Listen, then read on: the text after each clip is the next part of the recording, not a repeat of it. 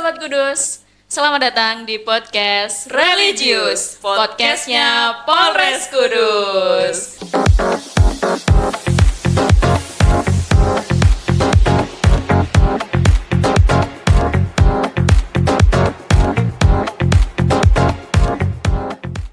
Bersama saya lagi Rika dan saya ditemani senior tercantik saya nih. Cantik kali ya. Saya Cici dan saat ini kita sudah melalui beberapa episode nih Mbak Rika. Betul. Dan ini episode kita yang ke-6 dengan narasumber yang berbeda dari episode-episode sebelumnya. Tapi sebelum kita mengundang narasumber kita, gimana nih kabar Mbak Rika? Alhamdulillah sehat. Kalau Mbak Cici gimana nih? Alhamdulillah sehat, sehingga kita bisa nih bertemu di acara podcast religius ini. Ini musim dingin nih Mbak. Gimana ini? Udah banyak vitamin atau banyak minum-minum apa nih? Minum air putih biar segar gitu ya. Minum susu jahe boleh lah. Boleh, Mbak Yono berarti. Iya. Tinggal calling. Jadi gini loh Mbak, saat ini kan kita di era digital ya. Tentunya banyak nih kejahatan-kejahatan yang sangat meresahkan masyarakat nih. Betul. Jadi narasumber kita sekarang ini siapa nih Mbak Rika? Siapa nih? Ini dia narasumber kita Bapak Kasat Reskrim Polres Kudus. Tepuk tangan dulu. Selamat datang Bapak Kasat Reskrim Polres Kudus di podcast religius. Gimana kabarnya Bapak? Alhamdulillah, kabar baik Mbak Cici, Mbak Rika, dan seluruh penonton podcast Polres Kudus Religius. Mohon izin Bapak, sebelum kita masuk ke pembicaraan yang mungkin memberikan informasi yang penting-penting nih kepada masyarakat Kabupaten Kudus, alangkah baiknya Bapak memperkenalkan dulu ini. Siapa sih sebenarnya sosok Kasat Reskrim Polres Kudus ini? Baik Mbak Cici, Mbak Rika, dan juga masyarakat Kabupaten Kudus semuanya. Memperkenalkan diri, saya Daniel Arifin, pangkat AKP, jabatan Kasat Reskrim Polres Kudus. Alhamdulillah sudah 5 bulan ini menjadi Kasat Reskrim Polres Kudus. Insya Allah semoga amanah yang diberikan kepada saya bisa saya laksanakan dengan baik, bisa bermanfaat kepada masyarakat dan juga mendapatkan berkah barokah dari Allah Subhanahu wa taala. Amin. Nah, ini Mbak, kita udah kedatangan Kasat Reskrim dan itu berkaitan dengan kejahatan. Kalau Bapak enggak jahat ya Pak ya, baik hati ya. Kasat Reskrim kita tentunya baik dong. Betul. Jangan jahat-jahat. Jangan. Yang jahat biar dia saja. Siapa? Dia Iya. di planet luar. Oke lah. Nah, mengulik tentang kejahatan nih Bapak. Ya. Kejahatan kalau dulu kan memang ada kejahatan konvensional ataupun kejahatan tradisional. Tapi seiring zaman bergulir nih, untuk teknologi kan semakin maju, semakin canggih. Ada juga namanya kejahatan digital. Ya, Nah, betul. untuk kejahatan digital itu apa sih Pak? Oh, baik, saya jawab ini Mbak Rika ya. Jadi yang dimaksud dengan kejahatan digital yaitu suatu perbuatan pidana yang dengan menggunakan sarana prasarana melalui jaringan internet maupun juga jaringan digital yang lain yang bertujuan untuk merugikan orang lain dan juga mencari keuntungan untuk dirinya sendiri. Itu bisa berupa uang maupun juga data-data pribadi daripada korban yang diambil datanya. Betul. Demikian. Jadi sangat merugikan masyarakat ya ini Komandan ya. Mohon Ya, izin Dan, betul. untuk perkembangan kejahatan digital di Indonesia ini seperti apa aja Dan izin? Jadi untuk saat ini ya kejahatan digital di Indonesia itu terutama yang ada di wilayah kita yang sering terjadi ya itu sudah sangat meresahkan masyarakat. Bahkan sudah semakin berkembang jenisnya ya jenisnya. Ada yang kejahatan terkait perjudian, ada kejahatan yang terkait penipuan. Bahkan ini yang lagi booming atau lagi marak ini kejahatan terkait asusila. Ya, Betul, bisa Bapak. dinamakan love scam ya. Itu lagi yang tren sekarang ya kemudian. Itu yang banyak menjebak para korban. Gitu, Mbak. Nah, ini banyaknya laporan yang masuk ke Polres Kudus ya, Pak. Ya. Kalau untuk peran nih, peran atau fungsi dari Satuan Reskrim sendiri untuk menangani kasus kejahatan, apalagi terlebih kejahatan digital itu gimana, Bapak? Ya, jadi kami di Satuan Fungsi Reserse ya, tugas kami yang pertama yaitu dalam hal pencegahan. Ya, kita sudah banyak melakukan upaya-upaya pencegahan. Yang pertama yaitu adanya sosialisasi baik di sekolahan-sekolahan maupun juga di perkumpulan Karang Taruna ataupun juga di perkumpulan-perkumpulan yang melibatkan masyarakat banyak di tingkat desa. Itu kita sudah secara masif melakukan sampai ke petugas-petugas Babin Kamtipmas yang ada di setiap desa. Itu sudah melakukan penyuluhan. Kemudian di samping penyuluhan itu kita juga melakukan penegakan hukum, Mbak. Ya, kita sudah banyak melakukan penegakan hukum. Kita sudah tangkap, kita sudah proses banyak pelaku-pelaku kejahatan dunia maya atau dunia elektronik ini. Ya, dunia online ini sudah banyak sekali kita ungkap. Demikian, Mbak.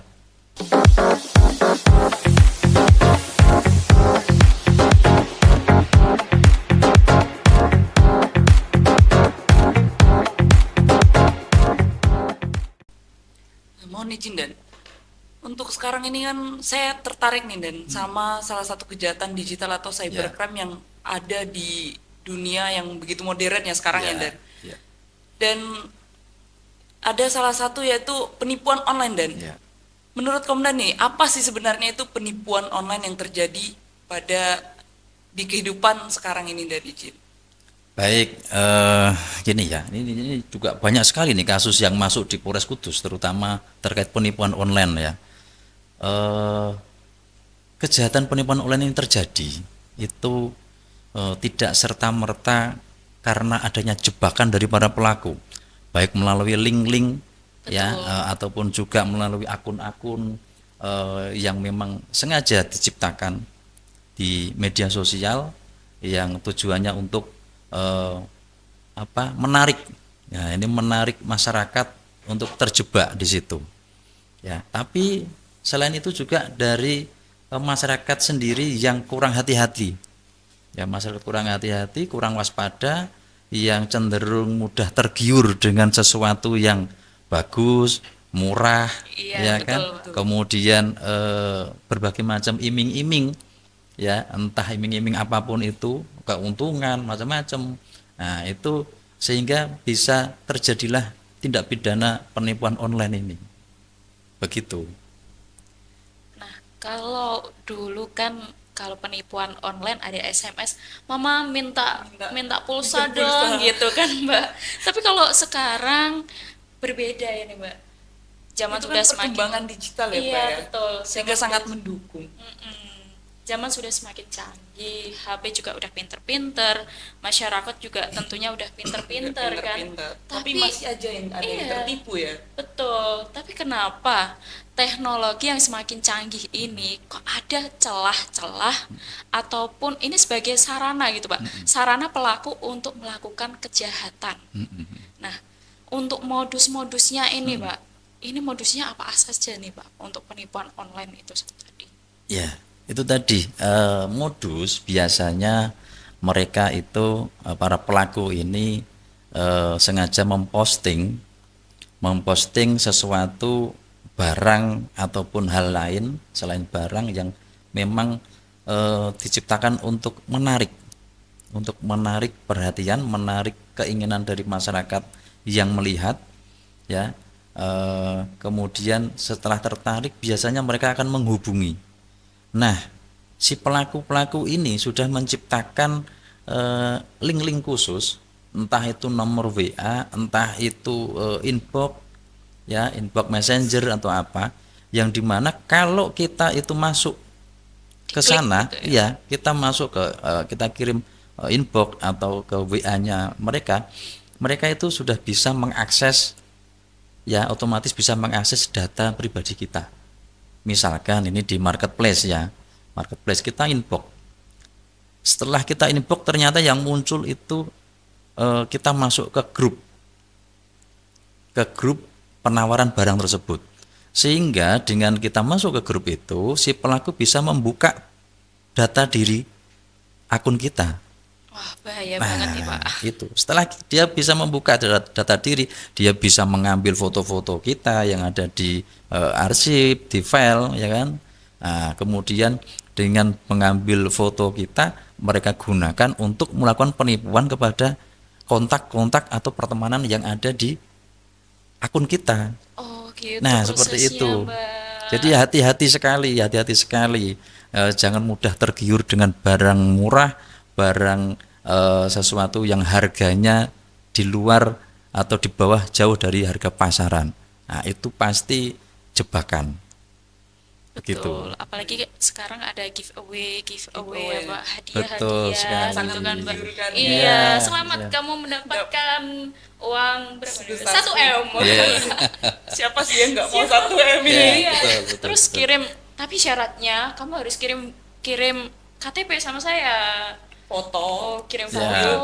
Iya, nanti bisa Megang dicair- KTP gitu ya, Mbak, ya? Betul, Iya, nanti bisa betul. dicairkan gitu.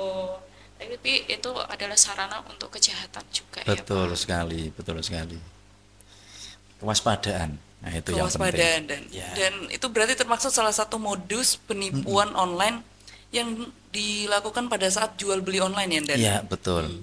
Yang ada di marketplace sama Ya. yang giveaway seperti Mbak Rika bicarakan tadi ya. Iya, iya. Mungkin Mbak Rika ini pernah ini mengalami kejadian penipuan, apalagi ini kan mau menjelang tahun baru Tahun sama baru, Natal dan ya. betul. Pastinya banyak ini iming-iming Iming-iming, iya. dengan Diskon. diskon Oh, seperti iya. kemarin ya, dan 12 Nah, ini Betul. menjelang tahun baru ini diskon Satu-satu, satu-satu. iya. Wah. Ya. Betul, Jadi betul, berarti masyarakat ini cukup harus hati-hati dan Iya. untuk mengenali modus-modus Iya. yang dapat merugikan Iya. masyarakat dan betul sekali. Jadi masyarakat harus berhati-hati, harus benar-benar memastikan dengan siapa mereka berinteraksi, mereka berkomunikasi maupun juga bertransaksi, ya harus jelas. Misalkan perseorangan juga harus jelas orangnya. Misalkan itu memang satu company atau apa atau perusahaan, itu memang harus jelas, harus cari tahu dulu data profilnya seperti apa, kemudian respon dari masyarakat yang sudah pernah bertransaksi seperti apa. Jangan mudah tergiur iming-iming yang dirasa itu memang di luar dari kewajaran. Nah, itu kuncinya. setengah harga. Ya. Janji-janji.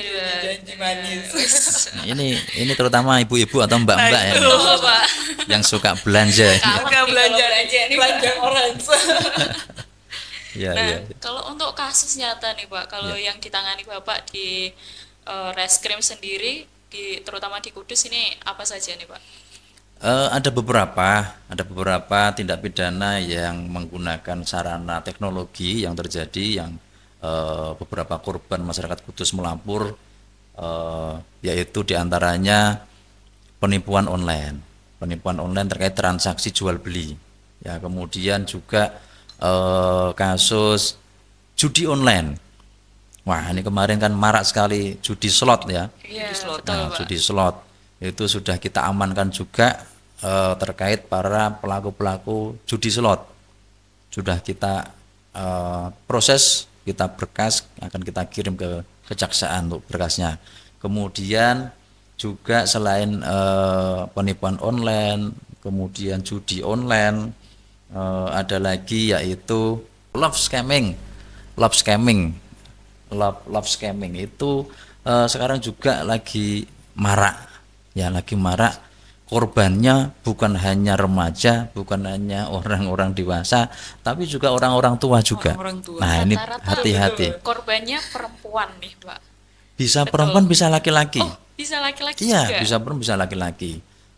Ada sekarang ini modus, ini pelaku itu bahkan pelakunya perempuan, sasarannya adalah orang-orang laki yang punya jabatan atau orang-orang penting.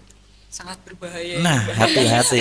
Bahaya sekali ini. Keruntuhan. Hati-hati. Keruntuhan rumah Iya. tangga nih. Iya, betul sekali. Hati-hati. Makanya hati-hati kalau menerima telepon atau video call dari nomor yang memang belum kita kenal, hati-hati untuk menerimanya.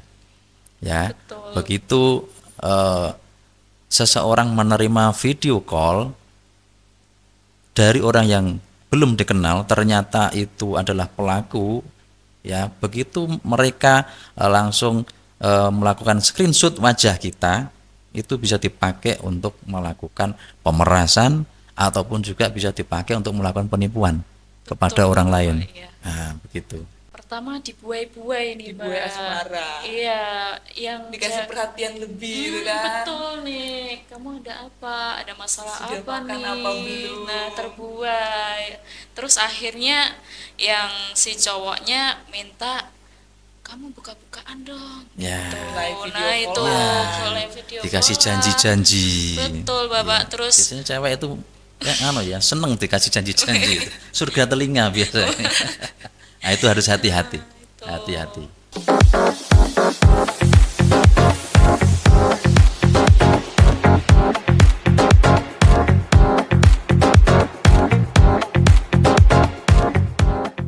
Baik, Nan, untuk sekarang ini karena kejahatan digital yang semakin meningkat, ini faktor yang menyebabkan adanya cybercrime di wilayah Kabupaten Kudus sendiri apa itu, dari? Baik, Mbak Rika, jadi faktor penyebab terjadinya tindak pidana online itu salah satunya yaitu adanya sistem keamanan yang lemah. Ya, sistem keamanan yang lemah dari baik akun pribadi kita sendiri maupun juga dari akun-akun media sosial yang disediakan. Nah, itu bisa menyebabkan digunakannya kelemahan-kelemahan tersebut dimanfaatkan oleh para pelaku tindak pidana. para Kemudian hacker-hacker. ya adanya human error juga. Nah, human error ini biasanya kita tidak sadar ya bahwa seseorang yang kita ajak komunikasi, kita ajak interaksi, kita ajak transaksi itu ternyata adalah seorang penipu. Ya, kita nggak sadar, kita dikasih iming-iming, dikasih janji-janji, Betul. ya kan, dikasih terbuai. surga telinga istilahnya kan, kita terbuai. Percaya. Tuh. Kemudian motif ekonomi. Nah, biasanya motif ekonomi itu yang menjadikan dasar utama para pelaku atau seseorang itu berani melakukan kejahatan. Ya kan? Di samping itu juga korban itu juga bisa mempunyai motif ekonomi juga.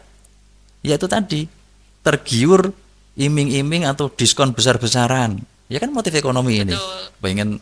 Pengen lebih murah dalam bertransaksi membeli barang sesuatu, tapi ternyata itu jebakan dari pelaku penipuan.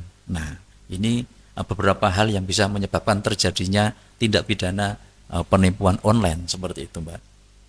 Kalau untuk kerugian nih, Pak, untuk Ya. kerugian korban sendiri kan berupa finansial, Betul. ekonomi tadi ya, Pak. Ya. Selain itu ada lagi nggak, Pak, untuk kerugiannya itu? Ya, terus di samping kerugian secara finansial, korban pasti juga akan rugi identitas pribadinya, data pribadinya ya bisa diambil alih oleh si pelaku. Dan akhirnya itu bisa disalahgunakan. Ya kan? Bisa disalahgunakan padahal bukan kita yang melakukan, tapi kalau data diri kita sudah diambil oleh pelaku kejahatan, korban berikutnya taunya itu kita yang melakukan. Nah, itu kan juga merugikan nama baik kita, nama baik pribadi kita maupun keluarga maupun mungkin bisa di mana tempat kita bekerja. Kan gitu. Hambatan apa saja yang dialami oleh Reskrim Polres Kudus untuk menangani kasus-kasus yang terjadi di Polres Kudus, khususnya kasus digital atau kejahatan digital ini? Ya, baik Mbak Cici. Jadi tentu saja karena kejahatan digital itu kejahatan modern, ya, memang berbagai macam hambatan atau kendala kita alami, ya, baik yang pertama itu sarana prasarana kita yang belum memadai, belum lengkap karena menggunakan IT atau teknologi. Para pelaku kejahatan itu selalu berkembang teknologinya, ya, dia menyesuaikan dengan perkembangan teknologi, sementara sarana prasarana kita atau inventaris kita pasti lebih ketinggalan dibandingkan dengan teknologi yang dimiliki oleh para pelaku. Itu satu. Yang kedua, terkait dengan SDM, sumber daya manusia kita. Tidak semua anggota reskrim juga paham akan terkait teknologi Betul. maupun juga penggunaannya. Jadi kita bisa memaksimalkan sarana prasarana yang ada. Itu saja yang kita manfaatkan secara maksimal untuk bisa mengungkap kasus-kasus digital atau elektronik. Kemudian yang ketiga, terkait proses penanganan birokrasi yang terlibat, ya, instansi-instansi yang terlibat terkait tindak pidana online atau ITE ini ada banyak sekali, ya, dengan biasanya mereka menggunakan transaksi melalui transfer. Nah, kita untuk mengetahui identitas pemilik transfer, pemilik rekening, itu kita harus dapat izin dari Bank Indonesia. Bank Indonesia tanpa rekomendasi dari OJK juga tidak akan memberikan izin membuka data nasabah karena nasabah dilindungi oleh undang-undang, ya. Nah, prosesnya itu juga memerlukan waktu, tidak singkat. Kemudian kita harus komunikasi juga dengan Kominfo, kemudian kita juga harus berkoordinasi dengan Dukcapil. Nah, itu kendala-kendala kita. Kemudian juga ini posisi pelaku itu biasanya ada di luar kota, luar pulau, bahkan juga ada di luar negeri. Itu yang menyulitkan kita, menjadikan kendala kita bisa menangkap dengan cepat para pelaku itu. Demikian.